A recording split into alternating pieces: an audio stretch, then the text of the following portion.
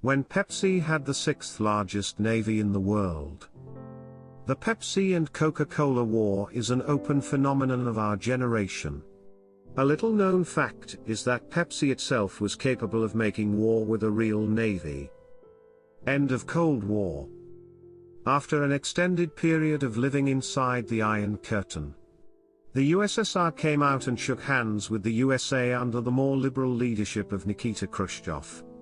The change in leadership led to a smooth sailing of the relationship between the superpowers, easing the Cold War situation.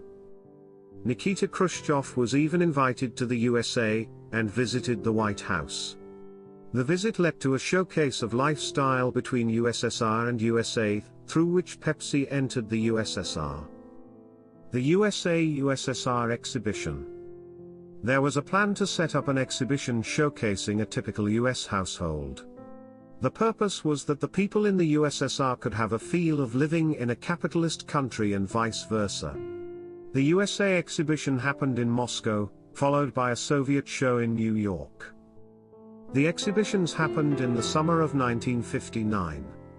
During the Moscow exhibition, people of the USSR got a rare glimpse of the sophistication of living in a gadget-filled world of capitalism. Nikita Khrushchev and US Vice President Richard Nixon took part in the infamous kitchen debate. In this debate, the leaders of the two nations debated the merits of their systems. This exhibition opened up the market of the USSR for US companies like IBM, Disney, etc., and one US company used it well. The night before the event, Pepsi executive and future CEO Donald M. Kendall insisted Richard Nixon make Khrushchev sip Pepsi. After the kitchen debate, Nixon took Khrushchev to a soft drink vending booth and offered the premier a Pepsi. The rest is history. Khrushchev and his associates fell in love with Pepsi, and after negotiations, Pepsi started exporting its syrup to USSR in 1972 and locked Coca-Cola out of the Soviet market.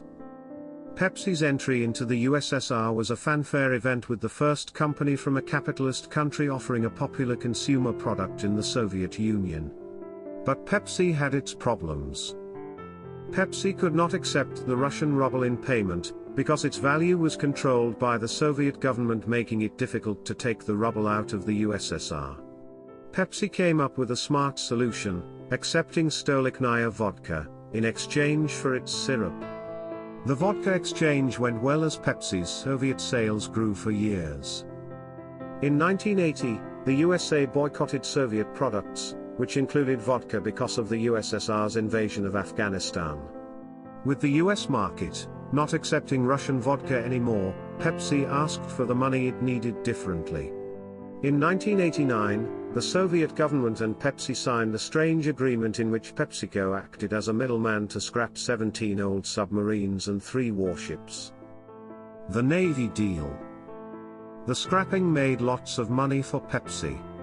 The USSR scrapped part of its navy for a bottle of carbonated sugar. And it was mockingly claimed that Pepsi was disarming the USSR faster than the USA.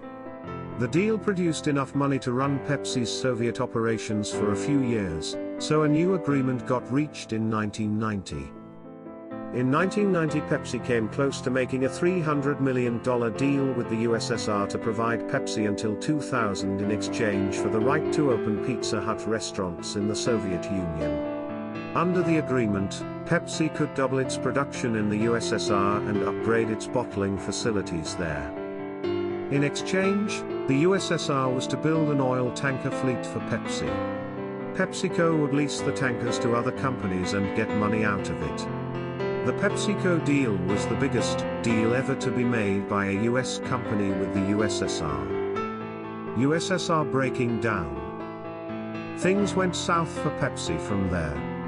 In 1990, the USSR broke down into smaller countries that seized PepsiCo's assets. The shipbuilding yard was now in Belarus, which demanded money for the tankers. Lithuania, which made mozzarella for Pizza Hut, demanded only US dollars in payment. Meanwhile, Coca-Cola jumped into the Russian market, ending Pepsi's monopoly. Under the 1989 deal, Pepsi had the 6th largest navy in the world. Unfortunately, they sold it to sell more carbonated sugar water.